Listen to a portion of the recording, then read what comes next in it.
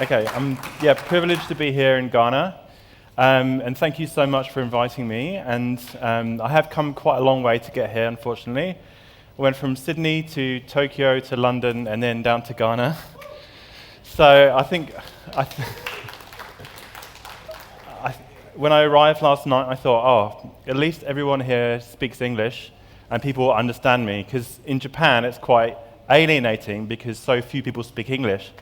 And in the taxi on the way to the hotel, I said to the taxi driver, I was like, so is this summer? And he said, no, this is the Marriott.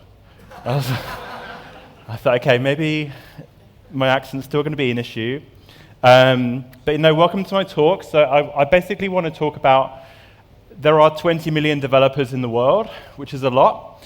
So if you think about putting yourself forward and getting ahead, then what does that mean?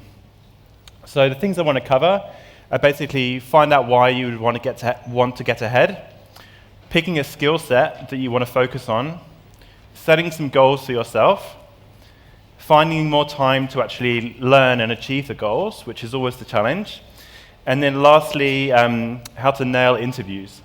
So hopefully there's going to be some sort of high-level advice and some more practical advice towards the end, and then if there's enough time, we can break for questions. So even if you're not a competitive person, if you don't try and put yourself ahead, you can fall behind. And I don't know what the definitive number of developers in the world are, but a reasonable estimate is about 20 million, which is a huge number.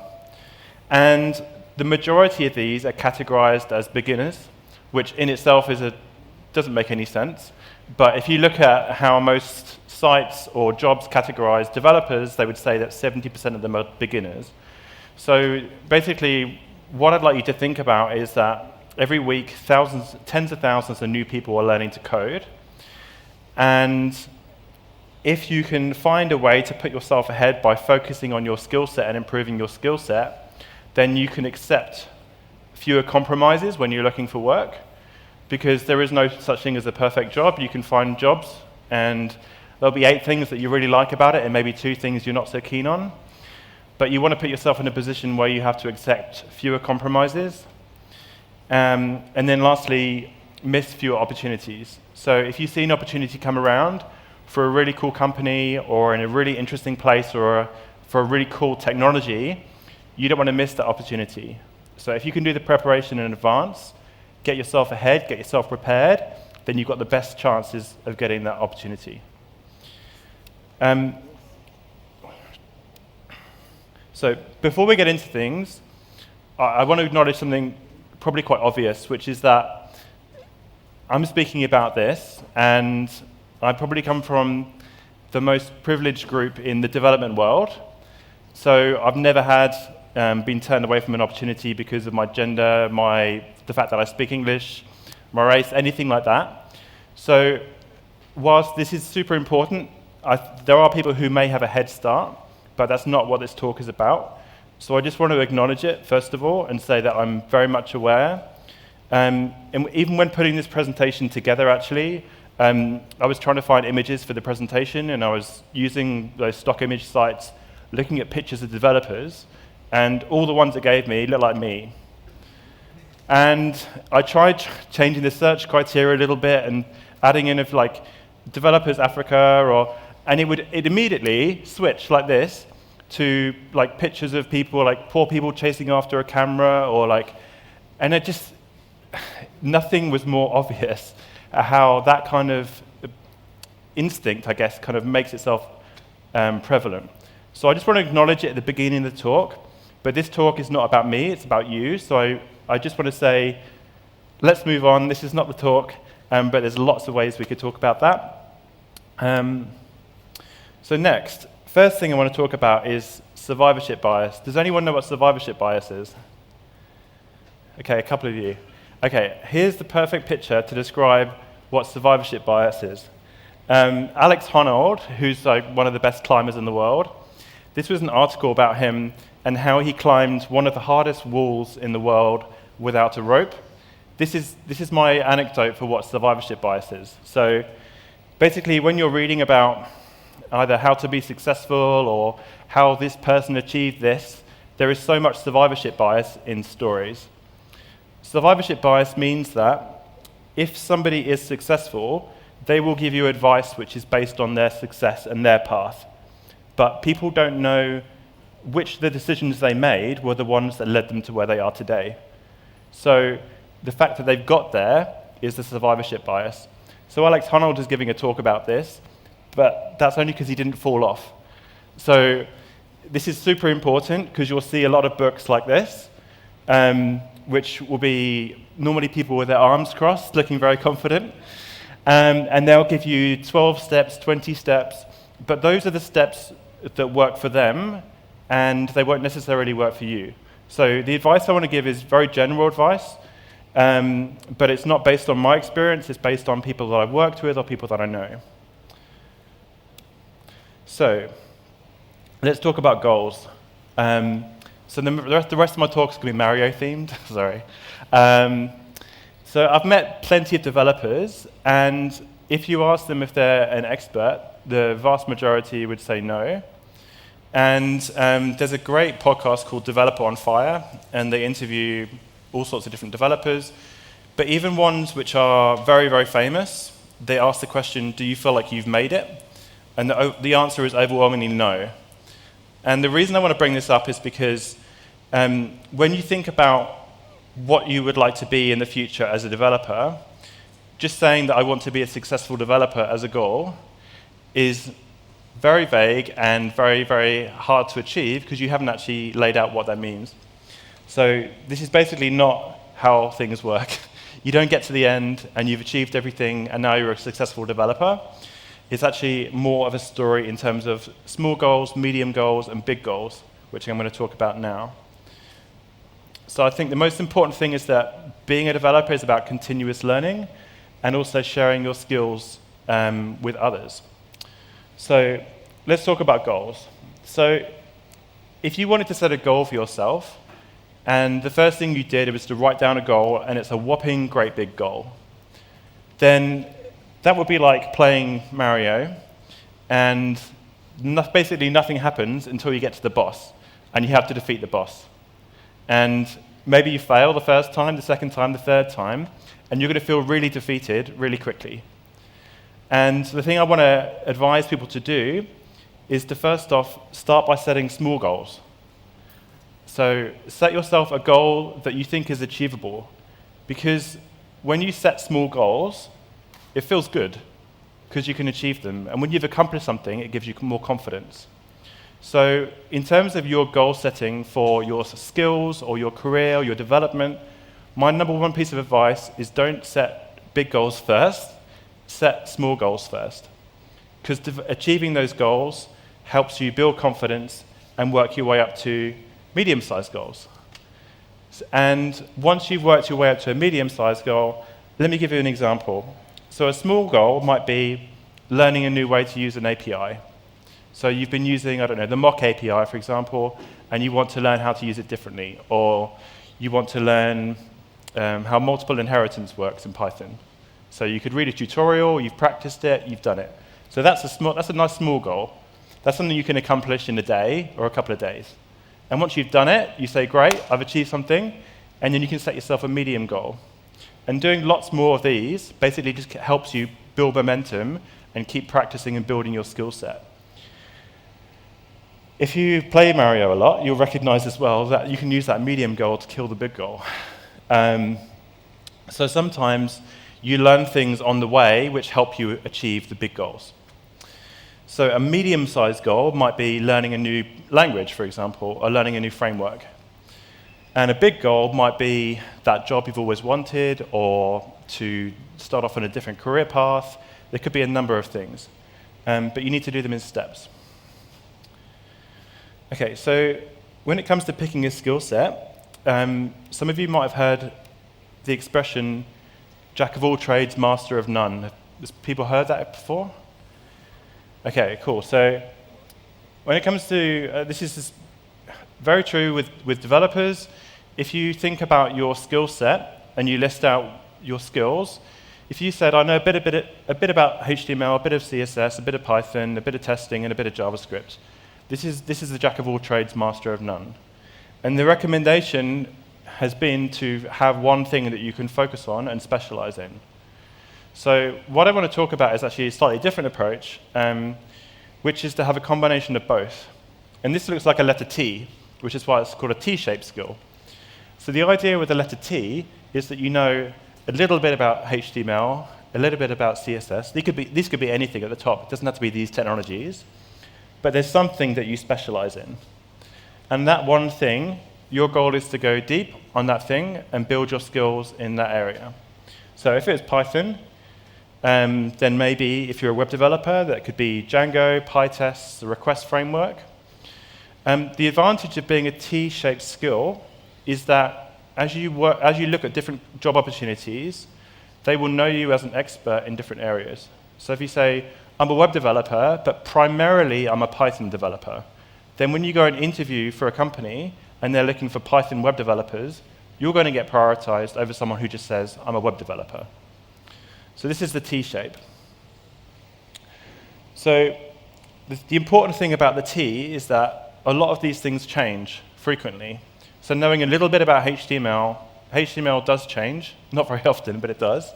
CSS, the same. Python changes frequently. The testing world, I guess, changes frequently, and JavaScript seems to change every week. So if you think about your skill sets, then you're also going to need to refresh all these boxes often. So Django, there's Django 2, which is very different to Django 1. PyTest 3, I think it was, Request 2, which hasn't come out yet, but it will do eventually, hopefully. So basically, this idea is that you think about, and you can even draw this if you want to draw it out, what your T looks like.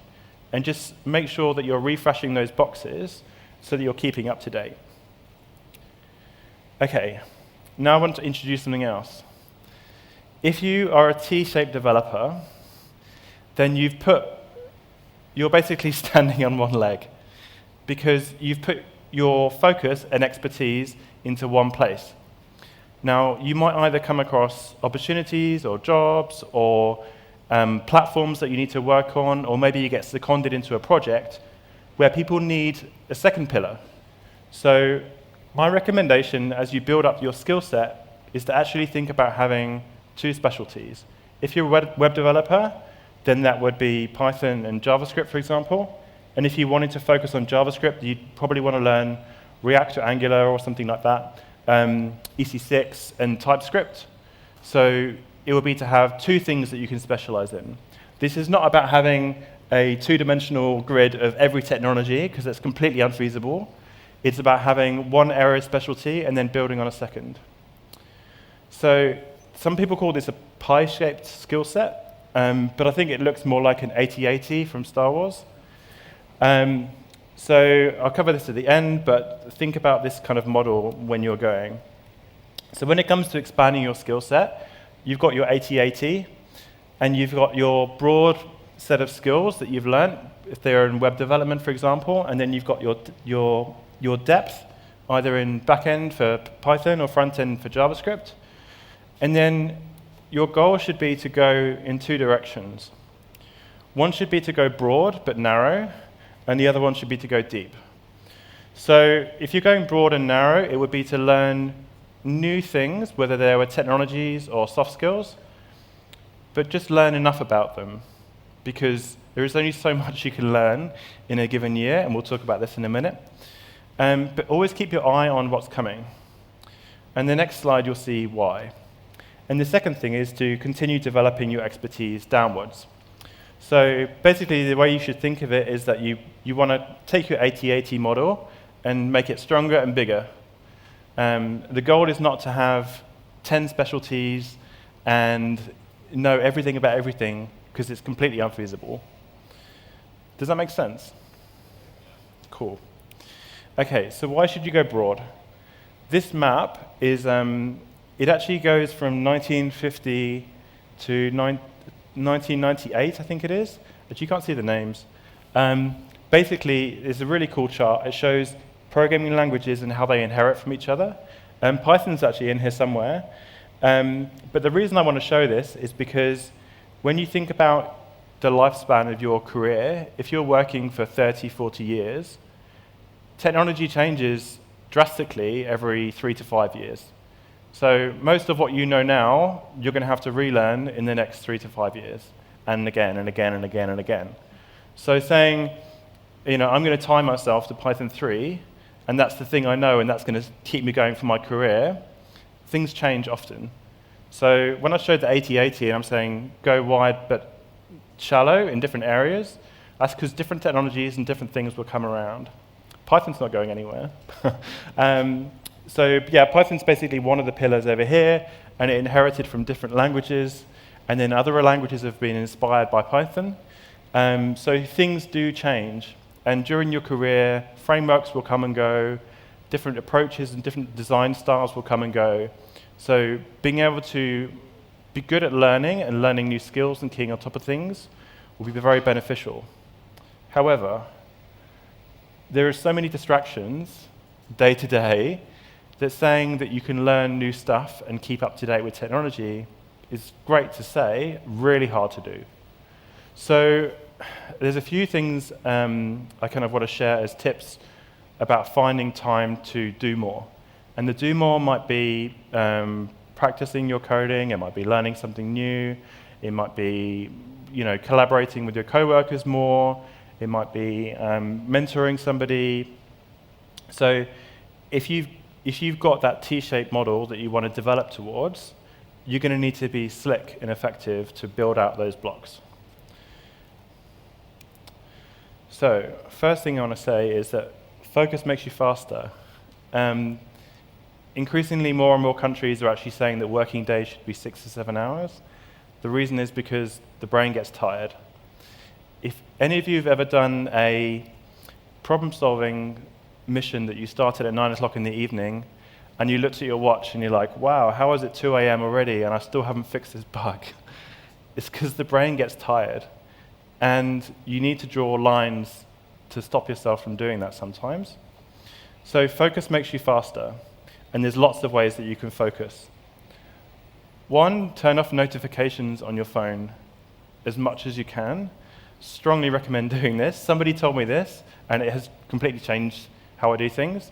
Unless someone has sent you a direct message on email or whichever channel you use, try and turn off push notifications.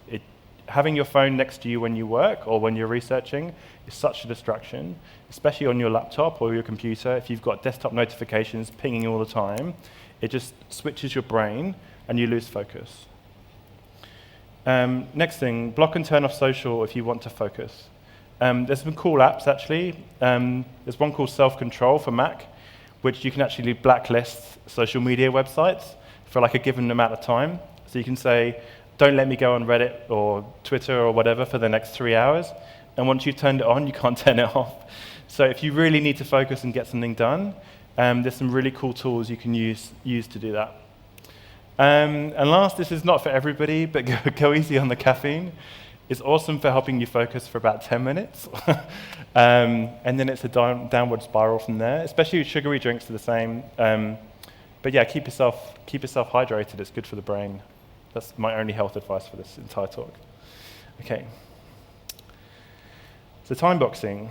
So I think a very important skill that a developer can have is problem solving. So often you're going to get stuck with something that crashes, you find a bug, you've tried something, it didn't work, and you can't figure out why. So you're going to need to problem solve. Sometimes there's somebody working with you or near you or someone you know who you can ask for help, which is awesome. But a lot of the times you're going to be having to figure that out for yourself. And problem solving is probably the number one skill I think you would need as a developer, because as you learn new things or as you work on new frameworks or new tools, you're going to hit issues all the time. And it's probably the biggest difference I see between very experienced developers and beginners is that beginners get very disheartened when things go wrong, and experts are used to it. I think it's that, if you've been doing this for a long time, if the whole thing collapses in a crash and you don't know why, then I think a beginner might think, that's because I don't know what I'm doing. An expert's just like, right, how do we get this done and how do I fix it? So problem solving is very challenging in technology because there often can be no documentation. you can get led down all these little rabbit warrens because you don't know what the issue is. So you might think, oh, maybe it's the database. How does that work? And you go on a link, and then all of a sudden, you find yourself 4 hours later, stuck on the same issue, no further than where you were when you started. So a concept I want to introduce is timeboxing. He missed. So problem solving is a skill. Sometimes it takes your brain time to figure things out. So my recommendation is if you get stuck on an issue and you've been stuck on it for an hour, 2 hours, and you don't feel like you're making any progress, stop working on it. Because your brain needs time to think it through. It can do it in the background. It's amazing. I don't know how it works, but if you come back to the same problem a day later, 2 days later, you can look at it with a different pair of eyes and you can figure out what the issue is like this, sometimes. Doesn't always work. Take a break, have a walk. Absolutely recommend this. If you've been stuck on the same issue for a long time, and actually like famous scientists have done this over time, this isn't a new thing. Most of them have basically come to their eureka moments whilst walking around the garden or whatever, not actually stuck in the lab. Having your brain and your mind just focus on the screen doesn't let you use your whole brain capacity. You just get focused on that one thing and you can't think with your whole mind. If you take a break, have a walk, you'll find that having the space to think and think things through, you'll figure out a solution. And then lastly, if you find yourself in these situations often, and you know that you can get stuck on issues for 2 hours, 3 hours, use a timer. Even something simple like an egg timer, just setting it for 10 minutes. So let's say you just run the unit tests and one of them crashes, and you don't recognize the error message, and you think, okay, I'm going to have a look into this, but I was supposed to be doing something else, and actually this wasn't the main task I was supposed to be doing. I'm going to look into it. Set yourself a timer. 10 minutes maybe is too short, but if you set yourself a timer, when that timer finishes, you say, okay, I'm going to stop working on this issue, and I'm going to come back to it. Another great technique is to debug for other people.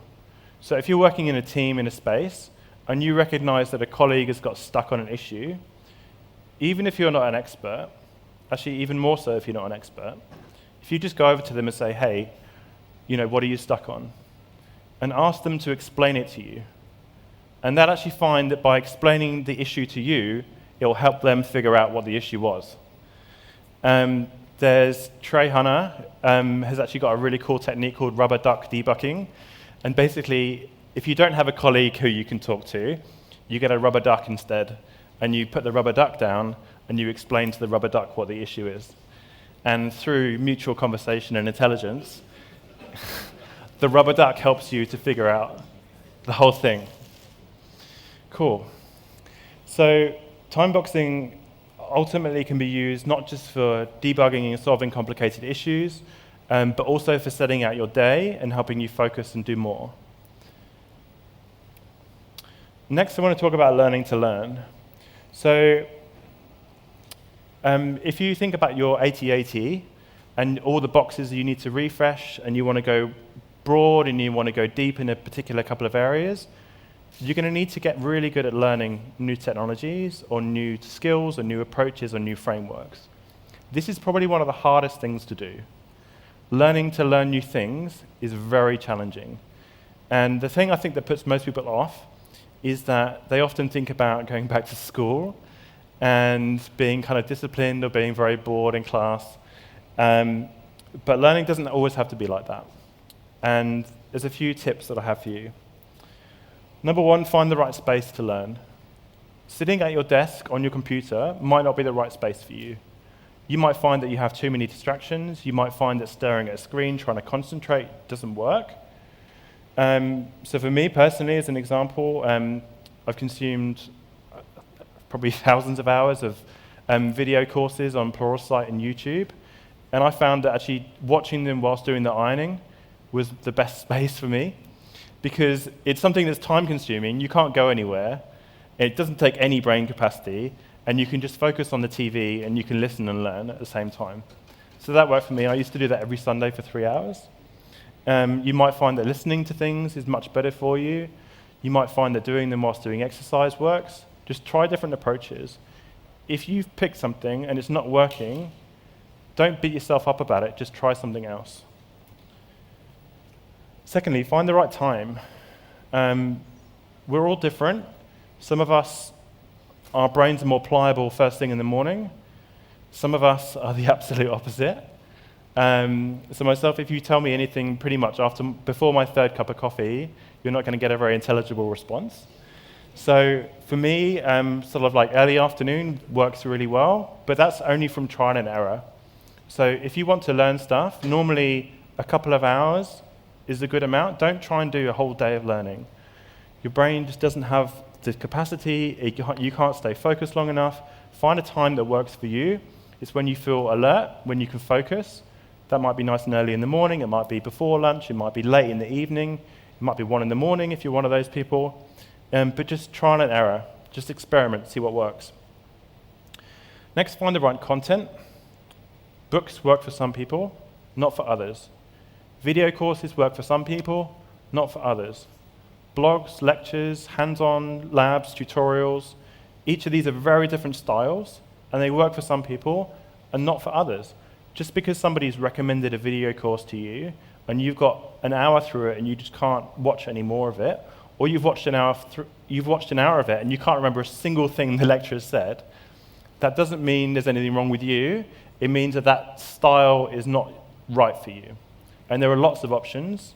Obviously, I'd recommend realpython.com, or Pluralsight, but there's loads out there, video courses, audio courses, so trial and error.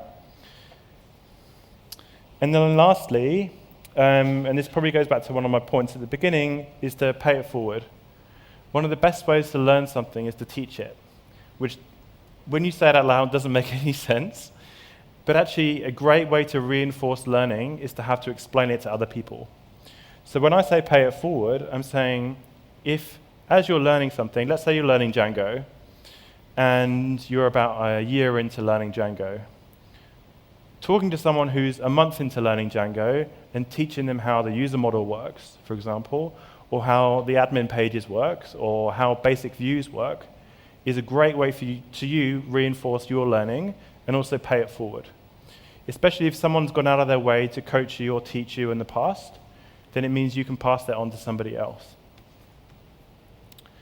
Okay, so if you're watching all this and thinking, yeah, that's great, but it's not going to work in my circumstances, I want to give a couple of examples about not just imposter syndrome, but just doubt in general.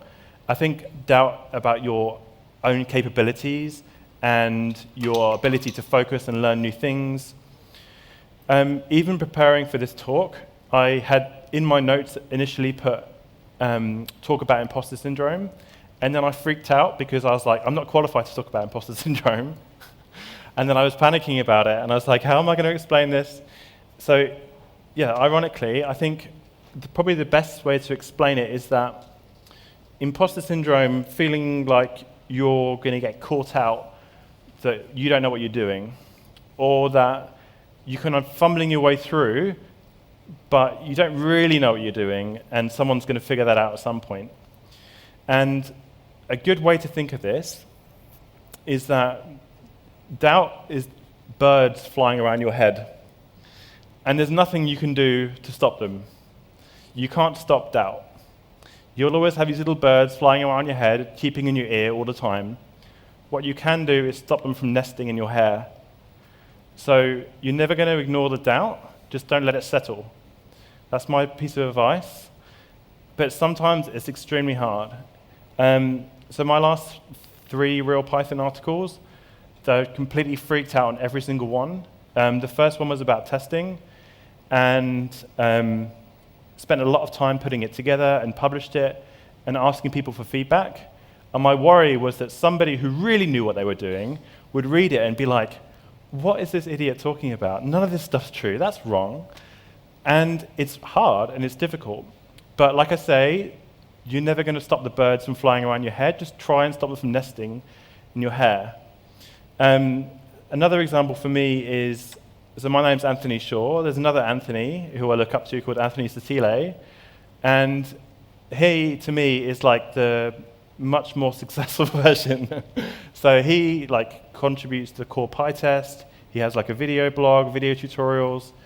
And it was so bizarre meeting him at PyCon in the US this year because he was really excited to meet me. I was really excited to meet him. We just have different approaches and different skills. So don't think that you have to finally get there. Like I said, with Mario at the end, this is just about continually evolving. And then lastly, and on this slide, if there's anything I can leave you with, it's that doubt kills more dreams than failure. So try and stop those birds from nesting. Okay, so let's say you've done all this. You've got your 80-80 model. You've got your 2 strong legs that you can stand on, and you found a job that you want to apply for. So you're going to find loads of tutorials out there about how to nail technical interviews, whiteboarding, super important. But the reason most people don't get the job is not for those reasons. I think I've maybe interviewed about 300 developers, and I'll share with you typically the reasons that I haven't hired people or where people have fallen short. And almost always, it's not for technical reasons, because you can read that in the CV. If on someone's CV, you can normally figure out if they've got the technical know-how to even have an interview. But then once they're in front of you, these are basically the things that I would like to know, and often interviewers who do this a lot want to know.